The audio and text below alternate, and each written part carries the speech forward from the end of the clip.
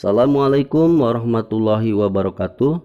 Selamat bertemu lagi dengan Bapak. Semoga kita selalu diberikan keberkahan, diberikan rahmat, dan diberikan kesehatan. Amin ya Allah ya Rabbal Alamin. Anak-anakku, hari ini kita akan belajar tema 3, subtema 1, pembelajaran 6. Pada pembelajaran sebelumnya, kita sudah belajar mengenai para tokoh dan penemuannya, seperti Michael Faraday yang menemukan arus listrik, James Naismith yang menemukan permainan bola basket, Thomas Alva Edison yang menemukan lampu pijar. Anak-anakku yang soleh dan solehah, bayangkan seandainya Tuhan tidak memberi karunia akal dan kecerdasan pada para penemu, tentunya kita tidak bisa menikmati hasil karya mereka. Nah, sekarang kita akan berdiskusi untuk mengetahui penemu roda dan manfaat penemuannya bagi kehidupan warga dunia. Anak-anakku yang soleh dan solehah, silakan kalian buka bukunya halaman 53. Di situ ada teks bacaan yang berjudul Roda Pengubah Wajah Dunia. Silakan kalian baca bacaan tersebut secara berulang-ulang agar kalian paham isi bacaan tersebut. Nah, setelah kalian membaca teks bacaan, silakan kalian analisis garis waktu sejarah perkembangan roda berikut ini, dari bentuk roda paling sederhana ke bentuk roda paling bagus. Nah, pada awalnya kalian bisa lihat di gambar ya. Pada awalnya, untuk memindahkan benda dari satu tempat ke tempat lain itu menggunakan gelondongan kayu yang digulirkan. Silakan kalian analisis gambar selanjutnya ya anak-anak ya, sampai tahun 1839 sampai sekarang ditemukan ban karet berisi udara. Lanjut ke halaman berikutnya. Nah, setelah kalian membaca teks bacaan yang berjudul Roda Pengubah Wajah Dunia, apakah teks bacaan tersebut termasuk ke dalam jenis teks ekspansi ilmiah? Dan tentunya kalian sudah pernah belajar apa itu teks ekspansi ilmiah. Teks ekspansi ilmiah adalah teks yang menerangkan suatu proses yang bersifat ilmu pengetahuan alam, seperti gejala alam, terjadinya pelangi, proses arus listrik, dan sebagainya. Nah, jadi apakah teks bacaan yang kalian baca yang judulnya Roda Pengubah Wajah Dunia itu termasuk teks ekspansi ilmiah apa bukan? Nah, kemudian silakan kalian tuliskan informasi penting dalam setiap paragraf pada diagram berikut ya. Jadi kalian tuliskan informasi penting apa saja yang ada di teks bacaan yang berjudul Roda Pengubah Dunia. Oke, lanjut ke halaman berikutnya. Coba kalian lihat halaman 57.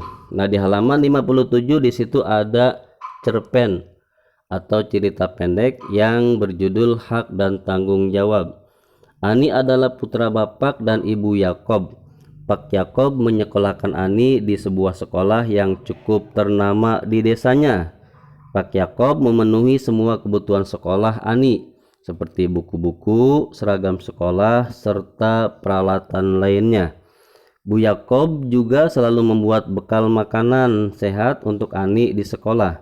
Ani sangat bersyukur dengan perhatian ayah dan ibunya.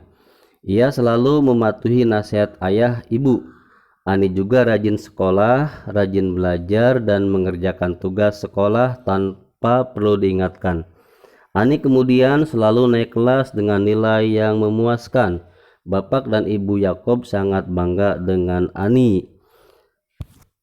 Setelah kalian membaca cerpen tadi, silakan kalian jawab beberapa pertanyaan berikut ini. Yang pertama, sebutkan hak Ani dalam cerita tersebut. Pertanyaan kedua, apakah Ani telah mendapatkan haknya? Jelaskan dan berikan contohnya.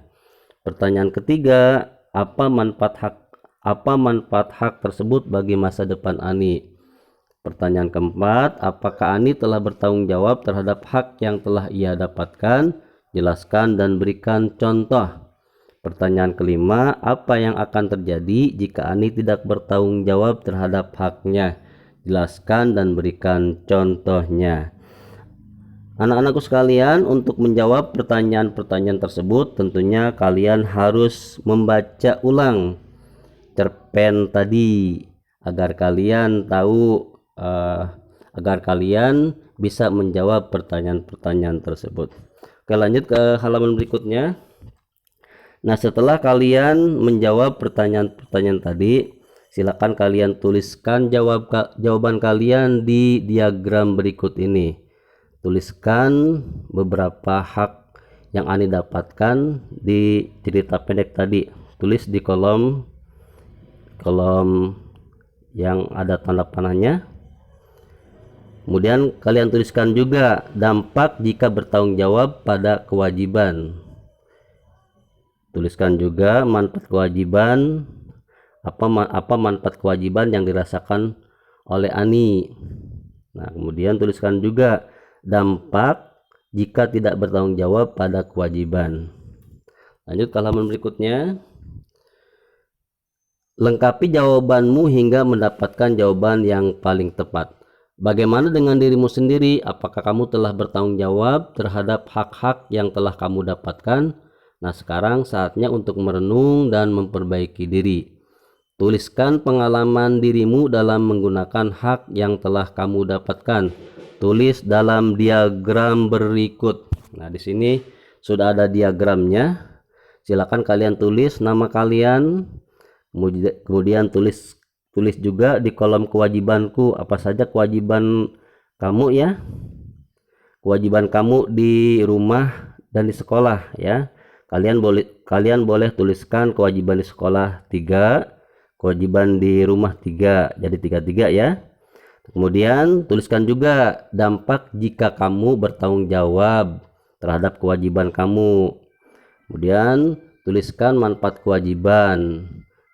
Manfaat kewajiban yang kamu rasakan kalau kamu melaksanakan kewajiban tersebut. Nah, kemudian kolom yang ketiga, tuliskan dampak jika tidak bertanggung jawab. Nah, anak-anakku sekalian, itu saja materi yang Bapak sampaikan hari ini.